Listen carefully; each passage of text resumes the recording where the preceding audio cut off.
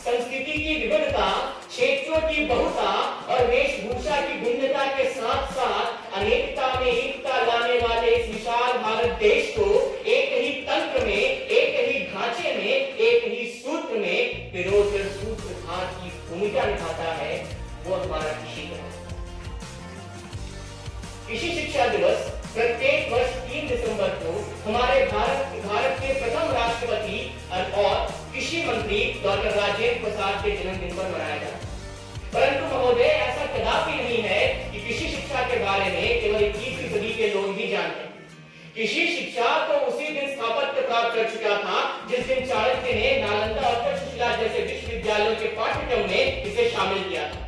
कृषि शिक्षा तो उसी दिन स्थापत्य प्राप्त कर चुका था जिस दिन हमारे संविधान के नीति निर्देशकों के 48वें अनुच्छेद में इसे डाला गया तथा भारतीय सरकार को कृषि और कृषि शिक्षा की ओर उचित कदम उठाने के निर्देश दिए।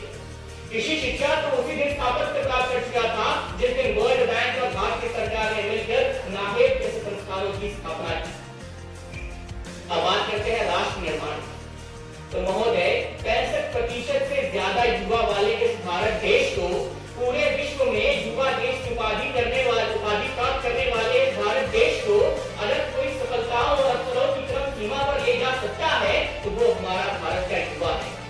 चाहे वो पुणे में बैठकर खेती गाड़ी की स्थापना करने वाला हमारा प्रवीण शिंदे हो, चाहे वो बेंगलुरु में बैठकर ड्रोन का भविष्य बदलकर कृषि के क्षेत्र में लाने वाला निखिल उपाध्याय हो, चाहे वो छत्तीसगढ़ में बैठकर नैनो ग्रेस टेक्नोलॉजी का आविष्कार करने वाला शांतनु ओसवाल हो।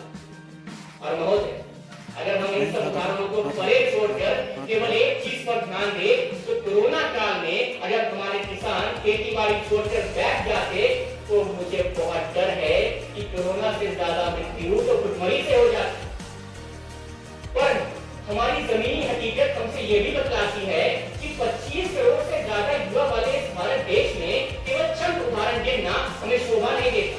तो सवाल उठता है क्यों दूसरे क्षेत्रों से कम उत्पादकता, दूसरे क्षेत्रों की तुलना में ज्यादा नुकसान, मौसम पर हद से ज्यादा निर्भरता और इसी के साथ साथ कहीं ना कहीं कृषि शिक्षा का आज भी युवाओं से अछूता रह जाना हमें राष्ट्र निर्माण में कृषि का पूरा समर्थन नहीं देता। पर अगर कृषि शिक्षा को पूरी तरह से सामर्थ्य बना दिया जाए तो यह अत्यंत फलदायी होगा, क्योंकि आज के कुशल युवा को में कौशलता लाने का सबसे बड़ा कार्य कृषि करता है। इसी के साथ साथ राष्ट्र किसान में जो जीवन लैब है उनकी स्थापना भी सबसे पहले कृषि में ही। इसी के साथ साथ खाद्य प्रौद्योगिकी में भी हमको पुनर्गठन करने वाली क्षेत्र जो क्षमता रखती है वो हमारी कृषि शिक्षा है। तो इसी के चलते कृषि शिक्षा आज रीढ़ की हड्डी बन सकती है राष्ट्र निर्माण करने के। अर्थात अंत में केवल चंद पंक्तियों से अपनी वाणी को विराम देना चाहूंगा कि लोगों के कपड़े फट जाते हैं